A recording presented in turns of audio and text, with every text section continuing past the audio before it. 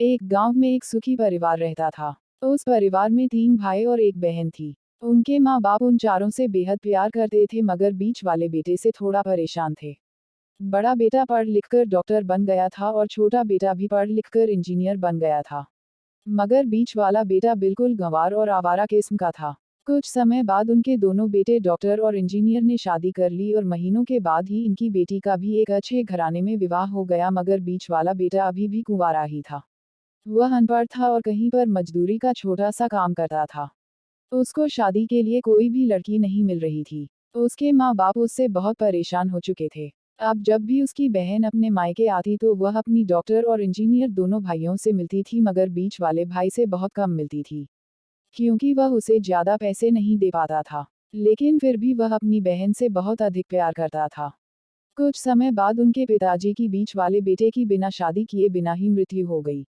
उनकी माँ ने सोचा कहीं अब किसी के मुंह से बंटवारे की बात निकले, इसलिए अपने ही गांव में एक सीधी सादी लड़की से मंझले बेटे की शादी करवा दी। शादी होते ही न जाने क्या हुआ। अनपढ़ बेटा मन लगाकर काम करने लगा और पहले से कहीं ज्यादा मेहनत भी करने लगा। अब कोई भी पुराना दोस्त उसको मटर गश्ती के लिए बुलाने आता तो वह मना कर देता। एक दिन उसके डॉक्टर और इंजीनियर भाई ने सोचा कि यह तो गंवार और अनपढ़ है, हम इससे कहीं ज्यादा पैसे कमा लेते हैं, इसलिए अब हमें बंटवारा कर लेना चाहिए। माँ के लाख मना करने के बाद भी दोनों बेटों ने बंटवारे की तारीख तय कर दी और उन्होंने अपनी बहन को भी बुला लिया। तभी उनका गंवार भाई कहता है कि तुम लोग बंटवारा कर लो, मुझे जो बचे वो दे देना या ना देना, मैं शाम को आकर अंगूठा लगा दूंगा। तभी उसकी बहन कहती है, अरे बेवकूफ, तू तो हमेशा बेवकूफ ही रहेगा। जमीन का हिस्सा तो आमने सामने बैठकर होता है। और उसकी माँ भी उसे काम पर जाने से रोकती है। उसी वक्त वकील भी वहां आ जाता है और कहता है कि आपका सारा हिस्सा मिलाकर 10 बीघा जमीन और एक मकान है। अब यह बताओ किसको कितना हिस्सा देना है, मैं उसी हिसाब से कागज बनवा दूंगा। तब गवार भाई कहता है, वकील साहब 5-5 बीघा जमीन हमारे दोनों भाइयों के नाम लिख दो और यह हमारा घर है, मेरी प्यारी बहन के नाम कर दो। तब दोनों भाई पूछते हैं कि तू अपने हिस्से में क्या लेगा। गंवार भाई कहता है कि मेरे हिस्से में मेरी प्यारी माँ है। वह अपनी पत्नी की तरफ मुस्कुराते हुए कहता है, क्यों, क्या मैंने गलत कहा।